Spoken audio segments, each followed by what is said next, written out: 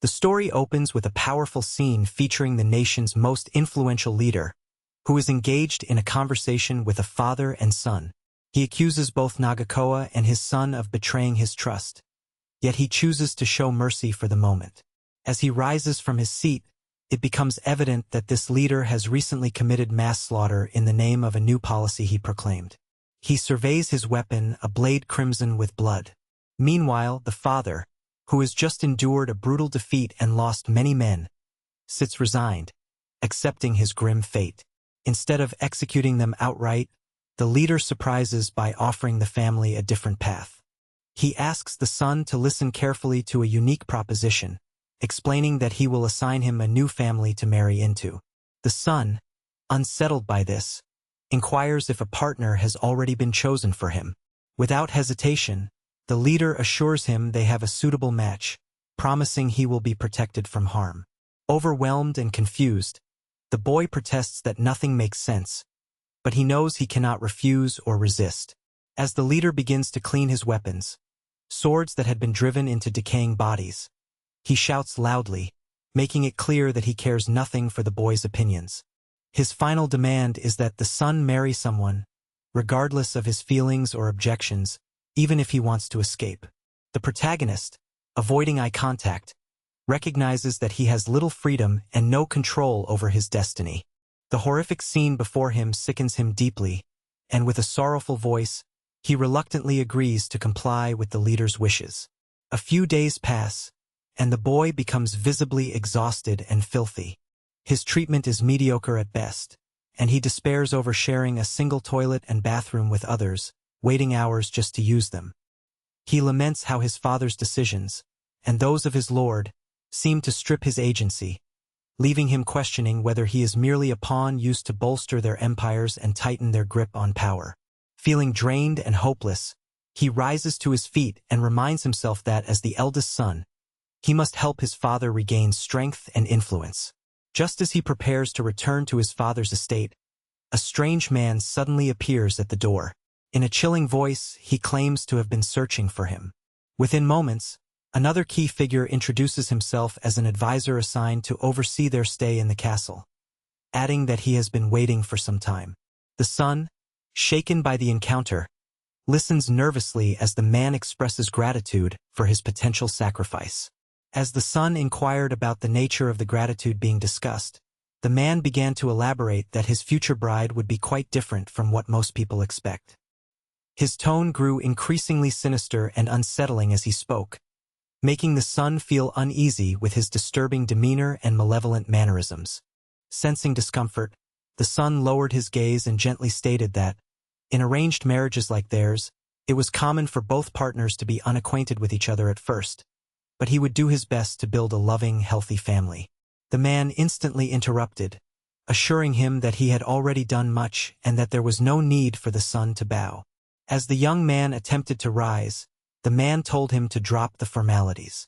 Looking up, Tada was met with an intensely angry, disgusting, and unsettling expression as the man leaned in, revealing that his daughter was incredibly well-behaved because she had been carefully trained to be obedient. He added with a grim smile that Tada would be pleased to have such a girl around him. The boy, disturbed and frightened, immediately wished to distance himself from the creepy man. Meanwhile, as the family prepared to depart from the castle, marking their final day there, the father stretched and joked about the length of their upcoming journey.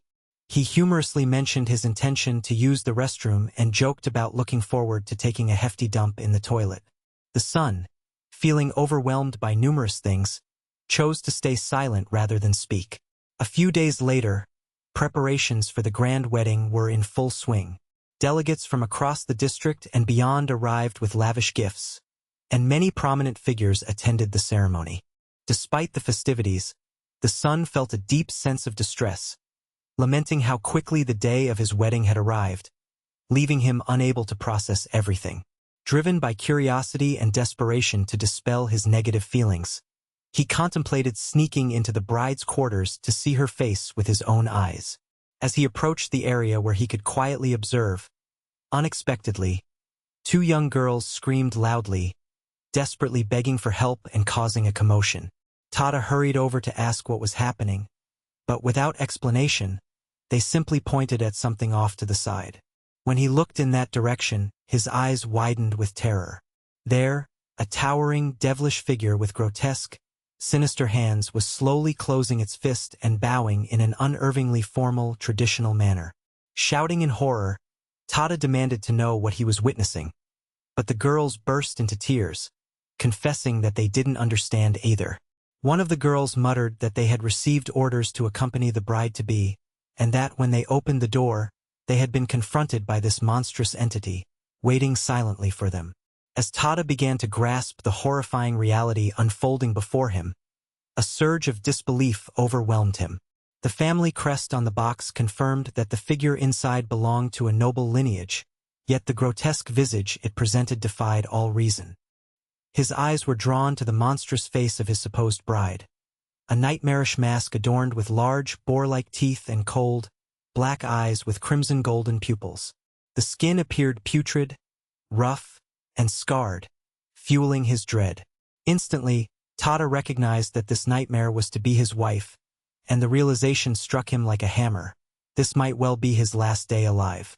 Without hesitation, he seized the creature and dragged her through the corridor, witnesses shrieking in terror at the sight of what they thought to be a beast. His grip was fierce, born of fury and disgust. Approaching a door where his father stood alongside another man, Tada forced himself to move with purpose. As the door swung open, jacked with rage, he hurled the monstrous figure aside and demanded answers from his father. The father, caught off guard, inquired about Tada's actions. The son immediately began to protest, recounting that he was supposed to marry a human, the daughter of Lord Nobunaga. Instead, he was told he would be bound for eternity to this abomination, whose repulsive face challenged his perception of reality itself. His voice trembled with indignation as he declared this unacceptable, asserting that such a union was an insult and a betrayal of his honor. Seeing the bride-to-be's grotesque visage only confirmed Tada's fears, prompting him to demand explanations from his father. The elder figure, appearing calm yet unsettling, was joined by a familiar man present in the room. Upon hearing Tada's desperate cries, this man promptly grasped the creature's hair, raising her face to the light with a sinister smile. With an air of mockery and discomfort, he asserted that despite her unsightly appearance, she was indeed the daughter of Lord Nobunaga. Her name was Tama. Turning to Tada with a disdainful glare, he mocked the young man by reiterating that Tama would be his wife. Tada's spirit shattered. He felt utterly defeated, powerless against the cruel fate laid before him. The man speaking then explained that, regardless of her monstrous exterior, their allegiance to Lord Nobunaga made disobedience impossible. Any thought of resisting the divine will was futile. His face twisted into a sinister grin as he warned Tada that defying their lord was unthinkable. Tada, feeling increasingly tested, his honor, his reputation, clenched his fists and reached for his sword, ready to attack the manipulative matchmaker. At that critical moment, a piercing voice from Tada's father cut through the tension, echoing loudly across the room. The father's sudden intervention stopped Tada in his tracks, silence descending quickly. Confused and still desperate, Tada demanded to understand his father's sudden change. Yet, instead of explanation, his father coldly ordered some maids to prepare his bride for the impending wedding, dismissing his son's protests and forsaking any display of paternal concern. Tada cried out in pain, desperately asking what his father was talking about. His father's cold glare conveyed intense hostility as he made it clear that Tada's wishes held no power. The elder insisted that everything would unfold exactly as he had planned, leaving Tada with no options, no way to escape or alter the course. A marriage was arranged, and Tada was compelled to accept it helplessly, devoid of any freedom he once believed was his. Tears welled up as he reflected on how his small, secret wedding had taken place unexpectedly, given how mismatched the pairing was and how unprepared everyone was for it. As he sat there, overwhelmed by despair, realization dawned that he was about to unite with a monstrous partner. His gaze fixed on his bride, so-called, he lamented aloud that he was about to marry an actual monster. Memories flooded his mind, tracing back to a lifetime of being told to obey unconditionally. Now, on the most significant day of his life, he felt powerless to resist further commands.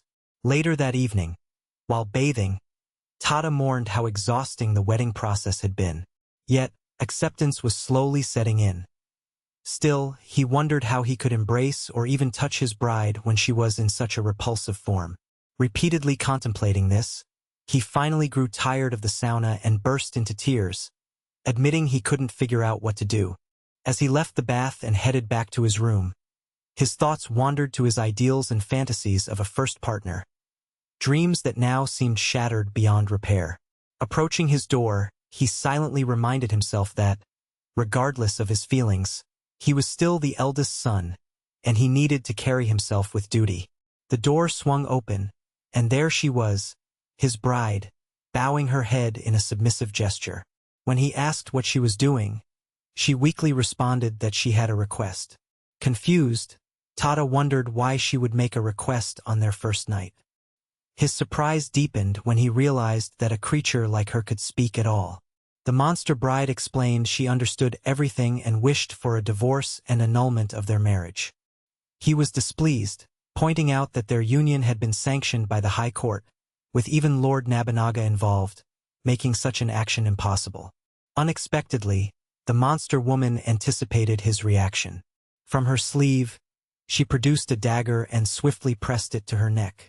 She hesitated mere seconds before plunging it into her windpipe, an act that would end her life instantly.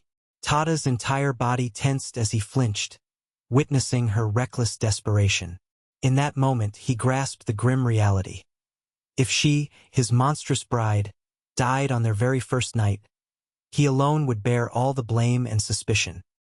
He faced the daunting prospect of being confronted by hundreds of men charging toward him, each capable of trapping him in an inescapable situation, possibly even leading to his execution for attempting to escape a marriage designed by the Grand Lord. He understood that his entire household could be annihilated in an instant.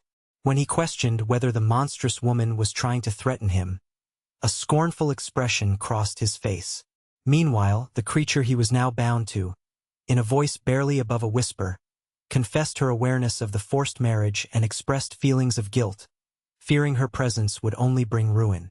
She broke into tears, lamenting that her life was already grim and warning that she was destined to be mistreated in her new home. She revealed how she had once escaped her father's controlling grip, suggesting she was more a fragile vessel of emotion than a hardened monster. As she looked at her new husband, her eyes filled with tears, and she declared she would rather die than be the instrument of destruction for someone else's life. Just as she was about to take a tragic action upon herself, she urged him to seek happiness with another beautiful person. In response, he swiftly moved to restrain her, shouting that if she harmed herself on their very first day of marriage, his entire household would vanish overnight. He pleaded that although she saw herself as merely a tool, she was, in fact, much more. He warned that if he allowed such a tragedy to unfold, his entire family would be lost forever.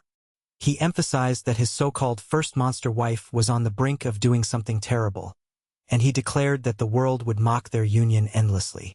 He lamented his inability to change public perception.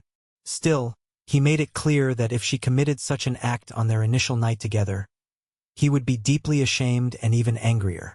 He told her that if she was to be his wife, she had to be resilient, understanding that their relationship would face hardships. As he voiced these words, he revealed things she had never imagined he would accept. Tears welled up in her eyes as she asked if he truly accepted her as his wife. Blushing, the monster girl hesitated, tears streaming down her face, some even falling onto his hand. Suddenly, a beautiful girl appeared, crying and expressing her happiness that such words could come from a human, saying she had never heard anything like that before. He was taken aback as he saw that the terrifying monster from before had completely transformed. Meanwhile, she simply continued sobbing like a child, as if freed from a curse, her crying echoing loudly.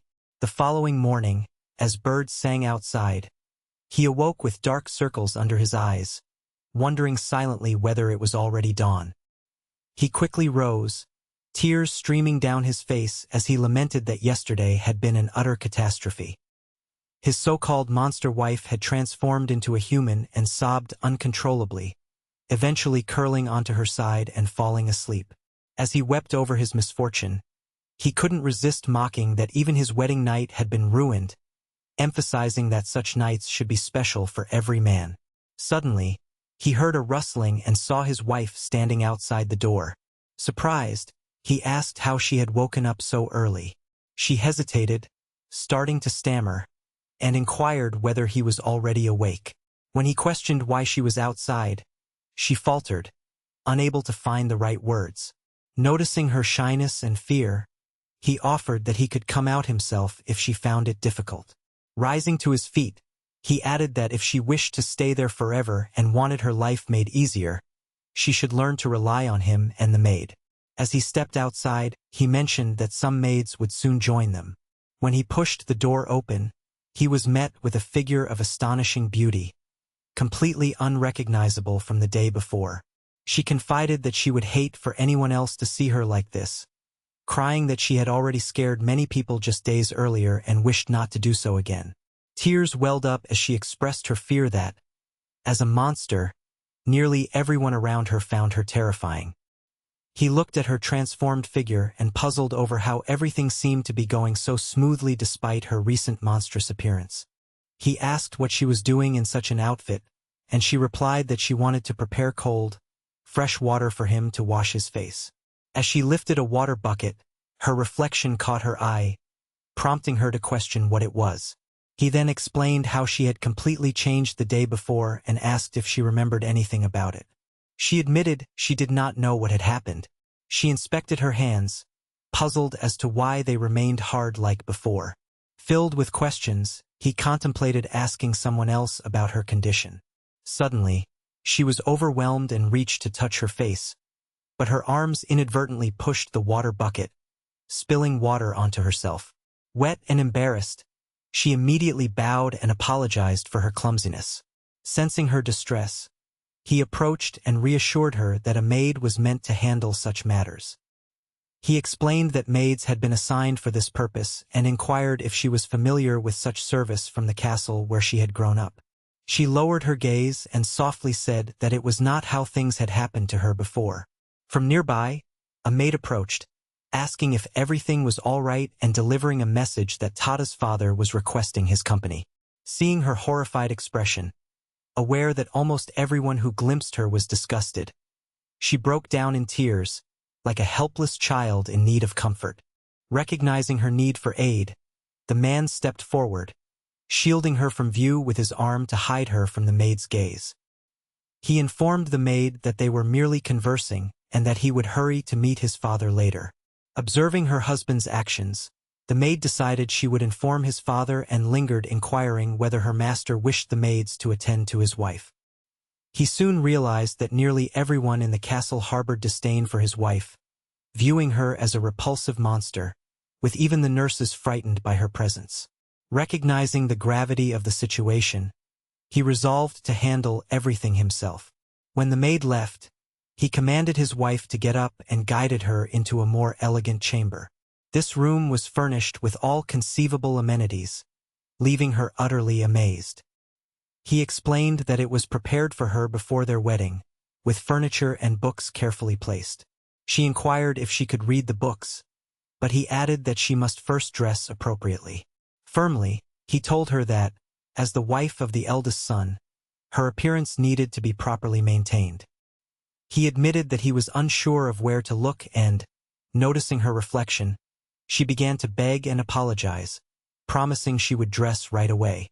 As he prepared to leave, he told her he would speak to his father and, upon his return, wanted to hear her story. This was crucial as his monstrous wife had changed her appearance, and her hands remained deformed. Filled with grace and anticipation, she promised to wait patiently for his return and to dress properly to preserve her family's honor. When he met with his father, the elder asked if his first night had been memorable, to which he replied it was beyond expectations. Turning to more serious matters, he informed his father that his wife, in her monster form last night, had transformed into a more human-like figure, though her limbs still retained their monstrous appearance.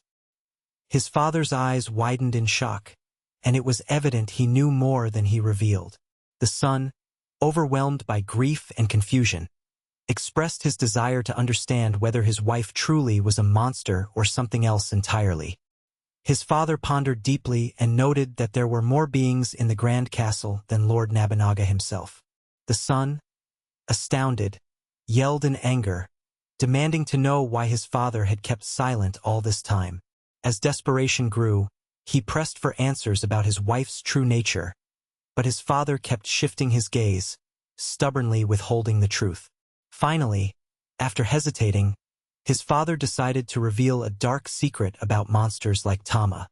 He asked if his son remembered the small, human-like figures found among the piles of slain bodies of Lord Nobunaga's victims. They had discussed the numerous corpses and how the Lord had even slain members of the younger generation. The atmosphere darkened as his father explained that these figures were used in the creation of monsters such as Tama. He revealed that black magic was employed to insert human flesh into a box, from which a goblin would emerge, born from each corpse associated with that flesh. Furthermore, individuals overwhelmed by resentment and hatred at the moment of death could be transformed into more powerful demons, serving darker purposes in this twisted realm.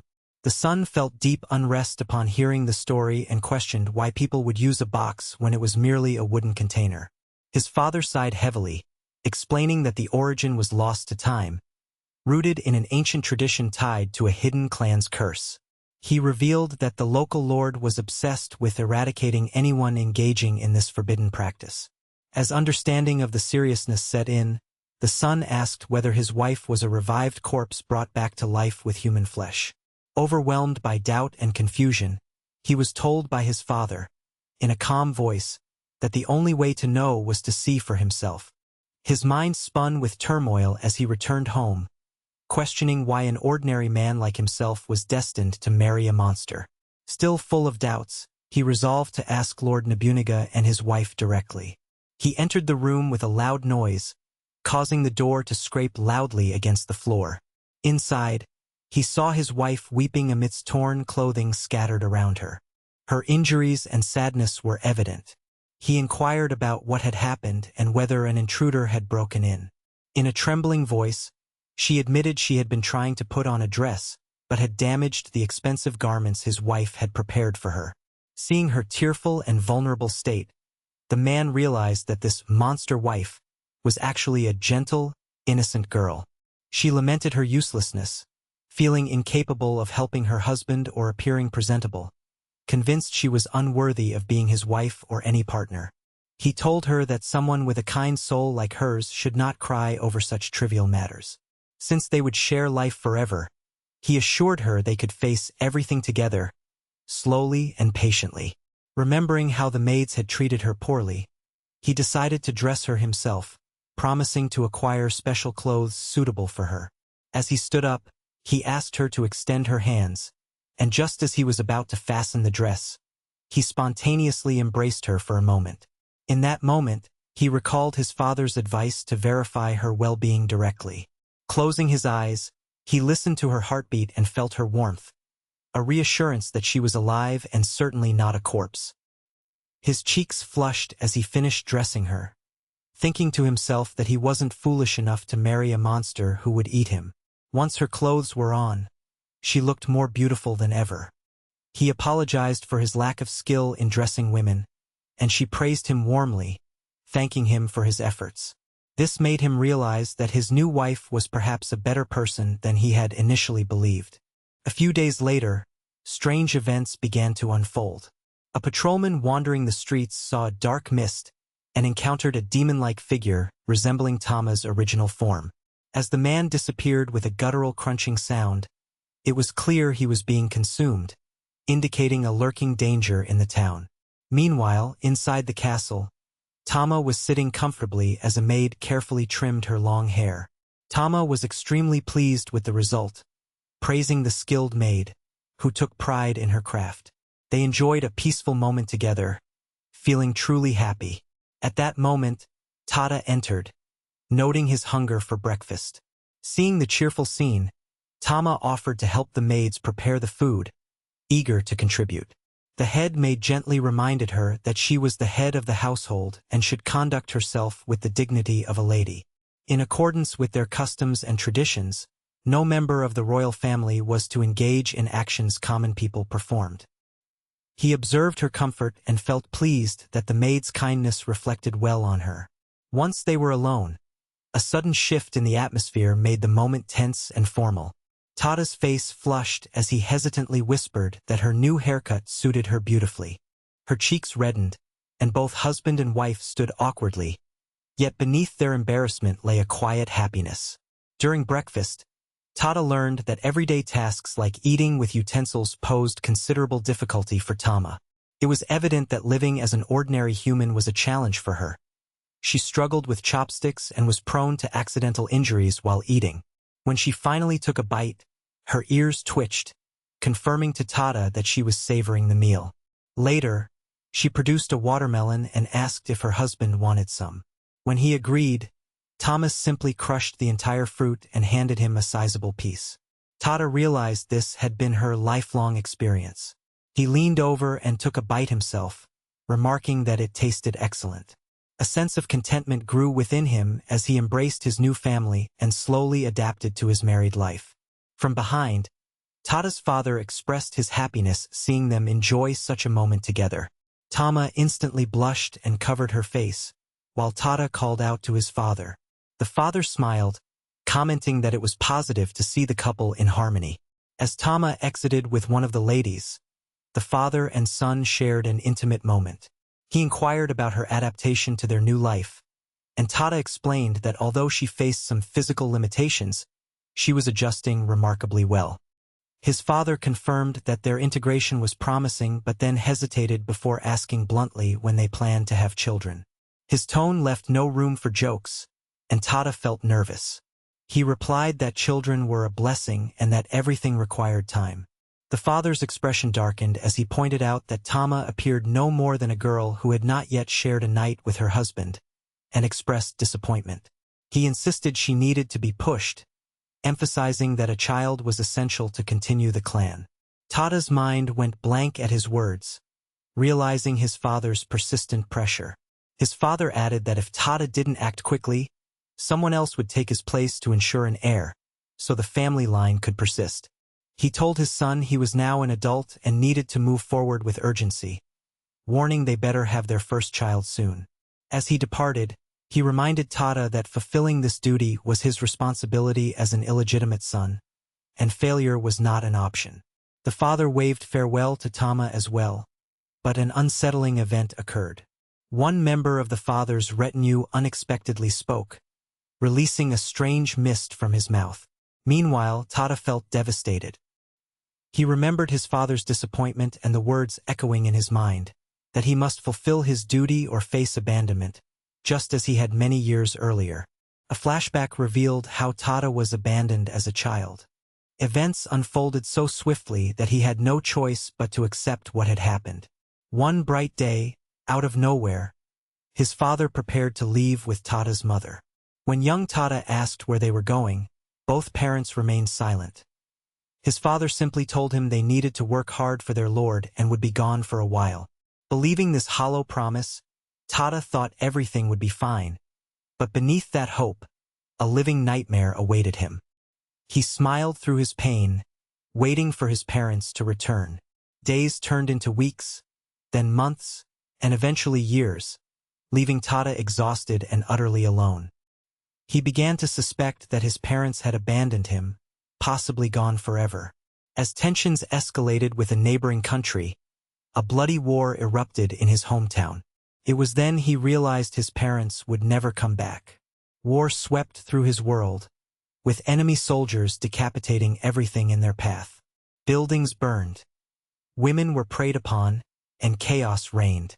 The pain, hatred, and destruction annihilated all familiar life nearby.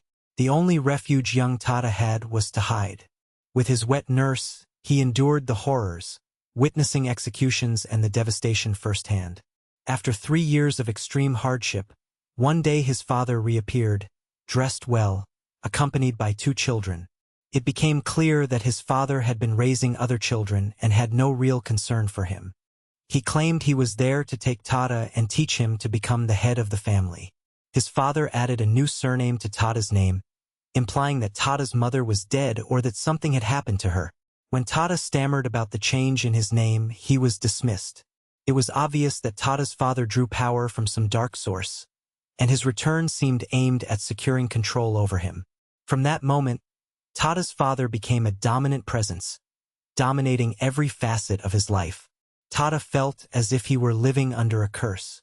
Each day, as his father manipulated and molded him into a vessel of his own design, Tada lived in fear of being abandoned again. Returning to the present, Tada believed he must fulfill his duty as a son, even if it meant crossing moral boundaries, including hurting or beating Tama without her consent. Overcome with paranoia, he saw his wife and, fearing abandonment if he failed, clenched his teeth and called out to her. As she approached, he told Tama she needed to prepare herself because he intended to take her that evening. Blushing intensely, she remained silent. Yet Tada, determined to suppress his fears and humanity, chose to follow his father's commands. Flustered, Tama could only bow her head in resignation. That evening, she was surprised when Ito, the maid, comforted her, advising her to leave everything to her husband. It turned out that Ito had crafted custom shoes for Tama, but she kept damaging them. He told her to be more careful with her nails, recognizing the risk of her tearing things apart again. As Tada was heading back to his room, he suddenly heard a piercing scream. Alarmed, he rushed toward the source of the noise, which came from the dressing room. Inside, he found Tama and Ito. Realizing the potential danger threatening his wife, Tada immediately suspected this was an abduction attempt. Desperate to rescue her quickly, he decided not to wait for help and instead took action himself. He ran out to search for Tama, looking around anxiously through the dense surroundings. Eventually, he found Ito battered and bruised. Tada's voice grew frantic as he screamed for his wife. To his horror, he saw a mysterious figure pinning Tama to a tree, a sword driven between her hands. Rage and despair overtook Tada as he saw the scene. The stranger, acting deranged, questioned how Tama had returned to her human form and suggested her divine powers were diminishing. He mocked her, implying her existence was miserable and calling her a traitor to a vow she had taken. As he raised his sword above her abdomen, ready to strike, Tada reacted instantly. He leapt from the shadows, attacking from behind with a rear naked choke that snapped the man's neck. A cracking sound echoed as nerves and windpipes shattered, blood pouring from the attacker's mouth. With the man dead, Tada swiftly pulled free the sword pinning Tama down. As she fell, Tada spun around and began stabbing the fallen demon repeatedly, even after it was lifeless. His violent actions horrified Tama. She screamed at him to stop. Startled, Tada ceased his assault and looked around, realizing what he had done. Rising from a pool of blood, he was overwhelmed with shock and remorse. Tama, trembling, began to cry. Hearing her sobs, Tada turned toward her and asked why she was crying, whether she was hurt. As he approached, he inquired if her wounds pained her, but she recoiled in fear. He reached out cautiously, trying to comfort her, and embraced her in a tender, heated moment. Yet, the adrenaline made clear that he might have acted without her consent, and Tama was utterly stunned. Seeing her fear, Tada looked at his own reflection and grew frustrated and nervous. When he noticed blood staining her clothes, tears welled in his eyes. He apologized, admitting he hadn't realized he was so caught up in his fury. As they both started to cry, he told her he was sorry and that his actions might have been disgusting. He reached out again but immediately withdrew when she instinctively pulled away, clearly frightened. Tada understood her fear and asked if she was scared of him, despite him not being a monster like the man earlier. After a pause, he closed his eyes in genuine pain and told her that everything was enough. He stood up and gently suggested she return to her room to avoid catching a cold, promising to prepare a warm bath for her. She asked if he was all right, but he dismissed her concerns with a reserved wave of his hand. As he departed, he offered a quiet, sorrowful apology, lamenting that his actions had frightened her. Once gone, her fear intensified. She clenched her fists, hung her head, and recalled the terrifying events she had endured. Tears welled up as she mourned how heavy her burden felt. Behind her, Ito appeared, and Tama's expression transformed completely into one of joy as she embraced him tightly. Meanwhile, Tada was overwhelmed by his rage, realizing he could no longer hold back his emotions. The sight of his wife's tears shattered his composure, and he wept, noting that Tom's eyes resembled those of people he had previously hurt. A flashback revealed Tada's darker past. He had injured and crippled many during his earlier days. After his father had taken him to a new castle with his new wife, they staged a brutal test of strength for Tada's pride.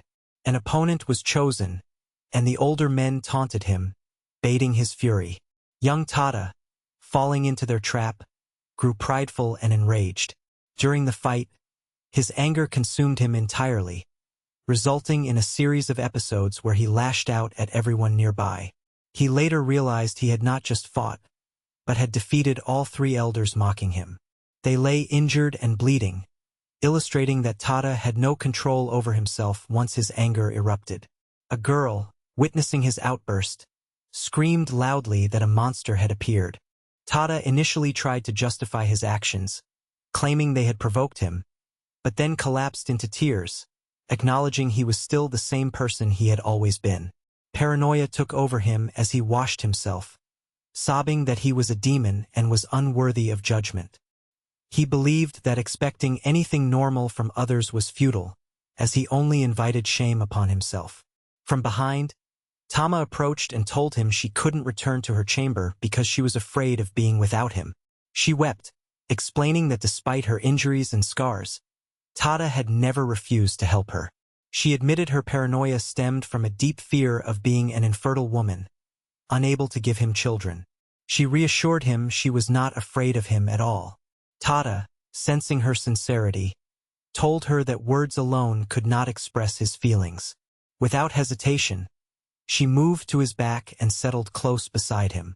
She began to speak softly about how, since their first meeting, she had sensed they shared a profound similarity. She spoke of her loneliness at her former castle, and how, whenever she was with him, she felt a true sense of belonging.